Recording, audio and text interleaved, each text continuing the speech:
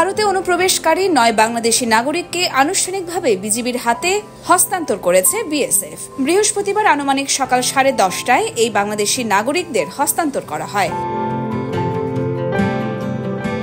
Chuadanga ৬ BGB ব্যাটালিয়নের সহকারী পরিচালক হায়দার আলী এদিন দুপুরে আনুমানিক 12:30টার দিকে এক সংবাদ বিজ্ঞপ্তির মাধ্যমে জানান, চুয়াডাঙ্গা ৬ বিজিবি ব্যাটালিয়ন এবং ভারতের ১৬১ বিএসএফ ব্যাটালিয়নের মধ্যে সীমান্তের প্রধান খুঁটির ১০৫-এর কাছে শূন্য রেখায় কোম্পানি কমান্ডার পর্যায়ে এক সৌহার্দ্যপূর্ণ পতাকা বৈঠক অনুষ্ঠিত হয়। পতাকা বৈঠকে চুয়াডাঙ্গা ব্যাটালিয়নের মুজিবনগর কোম্পানি কমান্ডার এবং ১৬১ বিএসএফ ব্যাটালিয়নের হৃদয়পুর কোম্পানি কমান্ডার উপস্থিত ছিলেন। আলোচনার এক পর্যায়ে আগে বিভিন্ন সময়ে বাংলাদেশ থেকে অবৈধভাবে ভারতে অনুপ্রবেশকারী মোট ৯ জন বাংলাদেশি নাগরিককে ভারতীয় সীমান্তরক্ষী বাহিনী বিএসএফ বিজিবির কাছে আনুষ্ঠানিকভাবে হস্তান্তর করে। হস্তান্তরিতদের মধ্যে ২ জন পুরুষ, ২ জন মহিলা এবং ৫ জন অপ্রাপ্তবয়স্ক শিশু রয়েছে।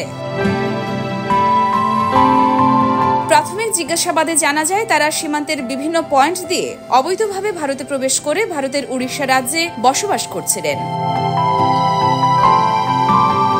বাংলাদেশ ও ভারতের সীমান্তরক্ষী বাহিনীর পরস্পর সহযোগিতা এবং সমন্বয়ের অংশ হিসেবে এই পতাকা বৈঠক দুই দেশের মধ্যে আস্থা ও বন্ধুত্বপূর্ণ সম্পর্ককে আরও সুদৃঢ় করেছে বলে তিনি দাবি করেছেন।